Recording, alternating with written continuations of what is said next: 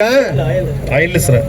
ಹೌದನ್ರಿ, ನಿಮ್ಗೆ ಯಶೋ ಮಾತಾಡೋದು ಸರಿ ಐತೆ. ಎಸ್ಟಿಮೇಟ್ ಏನು ಮಾಡೋ ಅವಶ್ಯ ಮಾಡ್ಬೇಕು ಸರ್. ಎಸ್ಟಿಮೇಟ್ ಅಲ್ಲ, ಎಸ್ಟಿಮೇಟ್ ಮಾಡ್ಕೊಂಡು ತಗೊಂಡೋಗಿ ನೀವು ತಗೊಂಬಂದು ಲೈಬನ್ ಕಳಿಸಿ ಟಿಸಿ ರಿಪೇರಿ ಮಾಡ್ಬೇಕಾ?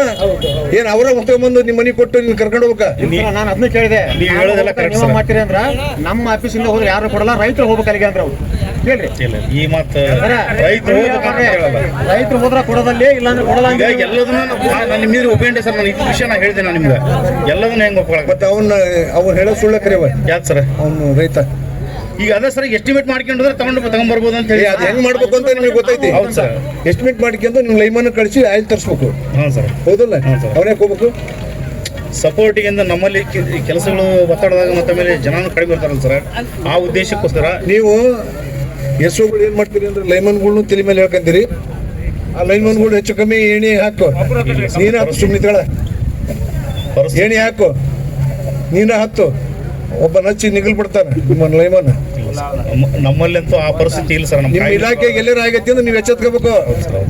ನೌಕರಿ ಬಿಟ್ಟಿ ಬಂದಲ್ಲ ಅದು, ಮತ್ತೊಬ್ಬರನ್ನ ಪ್ರಾಣ ತೆಗಿಯಂತ ಕೆಲಸ ಮಾಡೋದ್ರೆ ನಿಮ್ಮ ಇಲಾಖೆ ಏನು ಮಾಡ್ತತಿ? ಪ್ರಾಣ ಕೊಡ್ತೀರಾ ಅವನಿಗೆ? ರೊಕ್ಕ ಕೊಟ್ಟಿರಿ ನೀವು, ಎಸ್ಕಾಂನಿಂದ ಬೇಡ 5 ಲಕ್ಷ ಕೊಟ್ಟಿರಿ, 10 ಲಕ್ಷ ಕೊಡ್ತಾರೆ ನಿಮ್ಮ ಲೈಮನ್ ಕರೆಂಟ್ ಹಿಡಿಯನ್ನು. ನಮ್ಮಲ್ಲಿಂತ ಆ ವ್ಯವಸ್ಥೆ ಇಲ್ಲ ಸರ್ ನಮ್ಮ ಸೆಕ್ಷನ್ ಅಂತ. ಆಗಬಹುದು. ಹ್ಞೂ ಸರ್, ಆ ಕಲ್ಪನೆ ಇರಲಿ. ನೀವು ಈಗ ಬೆಂಕಿ ಮೇಲೆ ಹಿಡಿಯಕತ್ತೀರಿ, ನಾವು ಬಂಡವಾಳ ಹಾಕಿ ಯಾಕೆ ಬರ್ದಂಗಾಗಿದ್ದೇವೆ. ಯಾವ ಊರಿನಿಂದ ನಾನೇ ಮಾಡೋದ ಸಮಸ್ಯೆ ಇದ್ರು ಬಗೆಹರಿಸ್ತವೆ ಅಂತ ಇವರು ಮಾತು ಕೊಟ್ರ ಅಲ್ಲಿ. ಅದ್ರ ಪ್ರಕಾರ ಅವರು ಒಪ್ಕೊಂಡು ಹೋದ್ರು.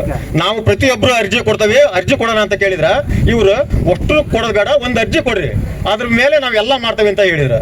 ನಮ್ಮ ಊರಾಗ 150 ಟಿಸಿಗೆ ಒಂದು ಕಪ್ ಇಲ್ಲ, ಒಂದು ಬ್ಲಾಕ್ ಇಲ್ಲ, ಒಂದು ಬುಷ್ ಇಲ್ಲ. ಒಂದು ಟಿಸಿ ಹಾಕ್ಲಿಕ್ಕೆ 6 ತಿಂಗಳಿಂದ ನಾವು ನೀವು ಗುದ್ದಾಡಿದ್ವಿ. 6 ತಿಂಗಳಾದ್ರೂ ಒಂದು ಟಿಸಿ ರಿಪೇರಿ ಮಾಡೋಕ್ಕಾಗಿಲ್ಲ ಇವ್ರ ಕಡೆಯಿಂದ. ಇನ್ನೂ 150 ಟಿಸಿ ಹಂಗ ಅದಾವ. ಏನ್ ಕೆಲಸ ಮಾಡ್ತಾರೆ ಇವ್ರ ಹಂಗಾರ? ಅವತ್ತು ದೊಡ್ಡದಾಗ ಹೇಳ್ಬಿಟ್ರೆ ಯಾರು ಅರ್ಜಿ ಕೊಡೋದು ಬೇಡ, ಎಲ್ಲ ನಾನು ಬಗೆಹರಿಸ್ತೇನೆ ಅಂತ ಕೇಳ್ರಿ. ಇವ್ರು ಏಸ್ ಮಾಡಿದ್ರಪ್ಪ ಎಲ್ಲ. ಅರ್ಥ ಆಯ್ತು. ದತ್ತು ಗ್ರಾಮ ಅಂದ್ರೆ ಏನು? ಗ್ರಾಮ ವಾಸ್ತವ್ಯ ಅಂತ ಮಾಡ್ತಾರೆ ಸರ್. ಅಲ್ರಿ, ಗ್ರಾಮ ವಾಸ್ತವ್ಯ ಮಾಡ್ತಾರೆ. ಕುಂದು ಕೊರತೆ ಸರಿ ಮಾಡ್ಬೇಕು ಅಂತ ಹೇಳ್ತಾರೆ. ಮತ್ತೆ ನಾವು ಸರ್ ಒಂದ ಟಿಸಿ ಮಾಡಕ್ ಆಗಿಲ್ಲ ಅಂದ್ರೆ ಅತ್ಯಂತ ದತ್ತು ಗ್ರಾಮ ತಗೊಂಡಿರಿ ಸರ್.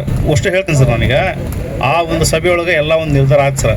ನಮ್ಗೆ ಒಂದಿಷ್ಟು ಜನ ಡ್ಯೂಲ್ ಕಟ್ಬಿಡ್ಬೇಕು, ಎಲ್ ಟಿಕೆಟ್ ಬೇಕು, ಅದು ಬೇಕು, ಇದು ಬೇಕು, ನಡುವೆ ಕಂಬ ಬೇಕು ಅಂತಂದ್ರು. ಮತ್ತು ಆಮೇಲೆ ಊರೊಳಗೆ ಕಂಬ ಚೇಂಜ್ ಮಾಡ್ಬೇಕು ಅಂದ್ರು. ಅದರೊಳಗೆ ಮ್ಯಾಕ್ಸಿಮಮ್ ಒಂದು 40% ಅಂತ ಕೆಲಸ ಮಾಡ್ತೀವಿ ಸರ್.